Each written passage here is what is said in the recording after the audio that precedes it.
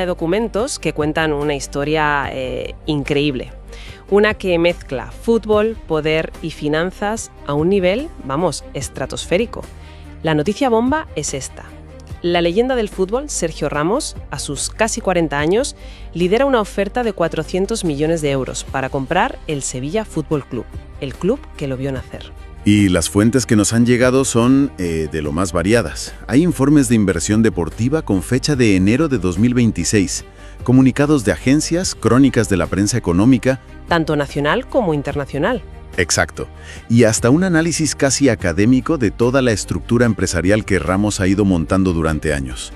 Es una radiografía completísima. Justo. Y nuestra misión aquí es entender que esto no es un arrebato de nostalgia a un millonario queriendo comprarse, pues, el juguete de su infancia. No, no tiene nada que ver con eso. Los documentos apuntan a algo mucho más grande.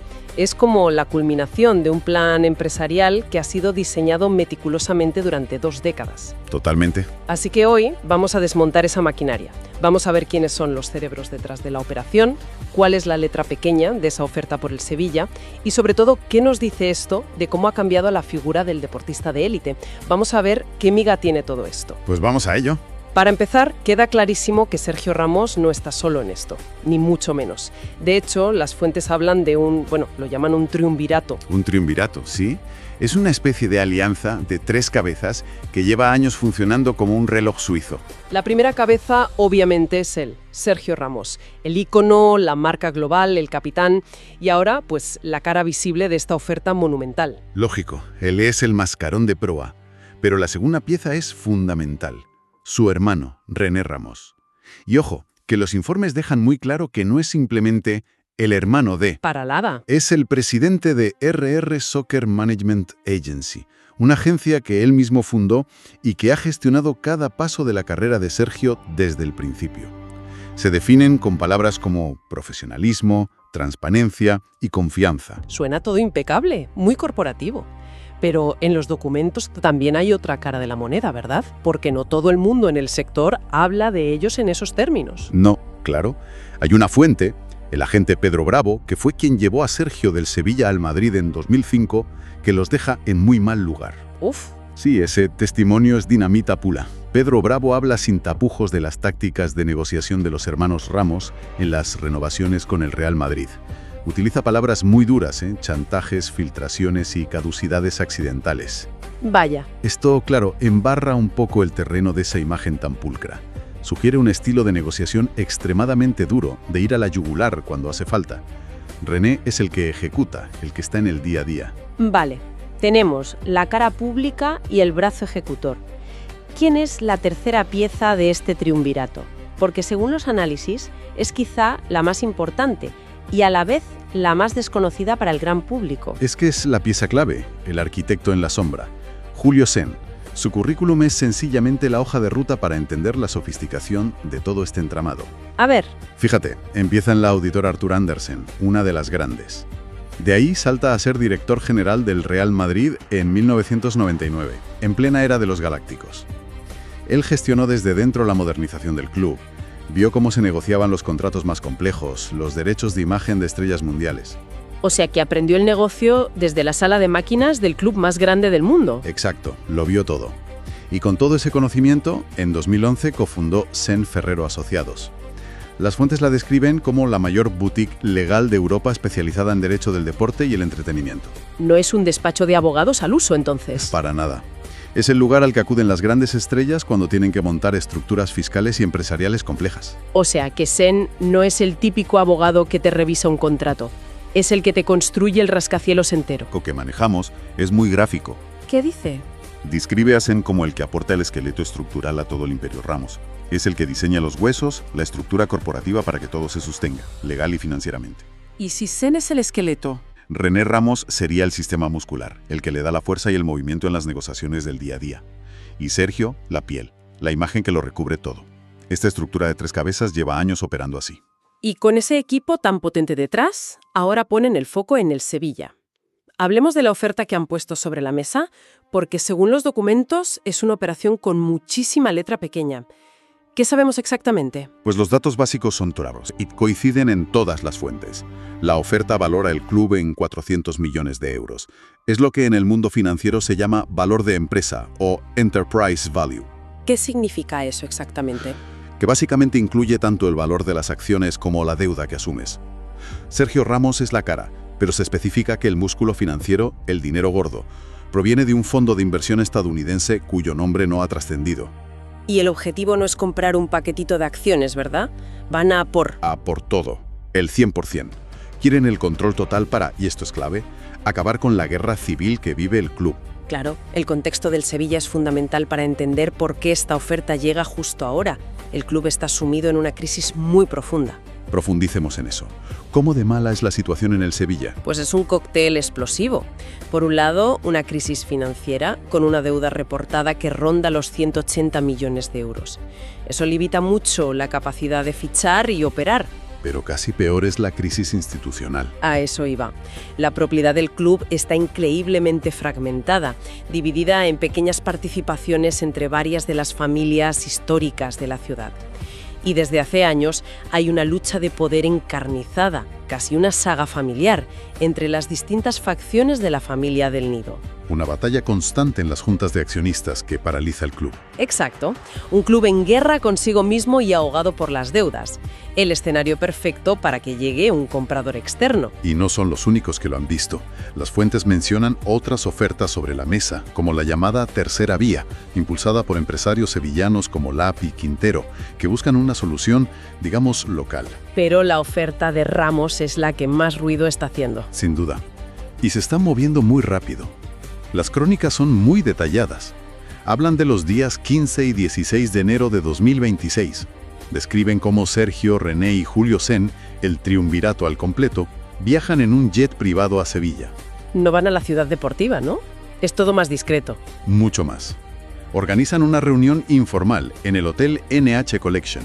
Y allí se sientan con representantes de algunas de las familias accionistas clave, como los Carrión y los Alés, que a su vez están asesorados por un abogado de peso en la ciudad, Alberto Pérez Solano. Están tejiendo alianzas, moviendo ficha lejos de los focos oficiales. Es una operación de manual. Totalmente. Pero por muy de manual que sea, los documentos también señalan varios obstáculos enormes. El primero es que, por increíble que parezca, la oferta de Ramos ni siquiera puede negociarse oficialmente todavía. ¿Por qué? Por un concepto llamado exclusividad. Resulta que el Sevilla ya tiene un acuerdo de negociación exclusiva con otro fondo de inversión estadounidense, el segundo en intentarlo, de hecho. ¿El segundo? Sí. El primero se retiró después de hacer la due diligence, es decir, después de auditar las cuentas y ver la realidad de los números. Y durante este periodo de exclusividad, el club no puede legalmente negociar con nadie más. Entonces, ¿el viaje a Sevilla y las reuniones son para nada? No en absoluto. Es una jugada muy inteligente. Lo que el equipo de Ramos ha conseguido, según las fuentes, es el compromiso de los accionistas de que si la negociación actual con el otro fondo fracasa... Algo que muchos dan por hecho. Su oferta será la primera en ser estudiada. Se están posicionando en la pole position para cuando la vía oficial se libere. Vale, ese es el primer obstáculo. El segundo, que mencionan, es muy técnico, pero dicen que es fundamental. La deuda del CBC. Eso suena a chino. Sí, y para que se entienda fácil. CBC es un fondo de inversión que hace unos años le prestó una millonada a la Liga a cambio de un porcentaje de sus futuros ingresos por derechos de televisión. Los clubes, como el Sevilla, recibieron parte de ese dinero. Vale. La gran pregunta ahora es, ¿ese dinero se considera deuda pura y dura, un préstamo tradicional que el club tiene que devolver sí o sí? ¿O es más bien como si CBC fuera un socio que participa tanto en los beneficios como en las pérdidas? Entiendo. Y dependiendo de si es una cosa o la otra... El valor real del club cambia radicalmente. Si es deuda pura, los 400 millones de la oferta se quedan en menos, porque el comprador tiene que asumir ese pasivo. Si es un préstamo participativo, el club vale más. Es un nudo contable que puede hacer que toda la operación descarrile. Un detalle millonario. Y hay un tercer obstáculo, uno que parece preocupar bastante en el entorno del sevillismo. Sí, y es un punto clave. La oferta de 400 millones valora la empresa, como hemos dicho, pero según las fuentes no parece incluir una inyección de capital inmediata para sanear las cuentas. A ver, explícame eso. Es decir, es una oferta para comprar las acciones de los actuales dueños, no para meter dinero nuevo en la caja del club, al menos no en esta fase inicial. Es una compra, no un rescate financiero directo. Y para un club con 180 millones de deuda, esa es una distinción muy importante. A pesar de todos estos peros, la exclusividad, el lío del CVC, la falta de inyección de capital, parece que la afición sí está con él. Hay una encuesta a pie de calle en los medios que es muy reveladora. Es que el factor emocional aquí es potentísimo. Un aficionado decía, y cito textualmente, «Yo no quiero que venga un inversor de fuera y se lo cargue. Al menos este es sevillista. A mí me ha ganado». Esa frase lo resume todo. Resume el sentir de muchos. Prefieren a alguien de la casa, aunque venga de la mano de un fondo americano, que a un inversor totalmente anónimo. Lo cual nos lleva al panorama general, porque si conectamos los puntos, como hace uno de los informes de inversión que tenemos, este movimiento no es un caso aislado, encaja perfectamente en una tendencia global. Totalmente. La tendencia del atleta operador. Hemos pasado del atleta que era simplemente una imagen para una marca al atleta que invierte en empresas.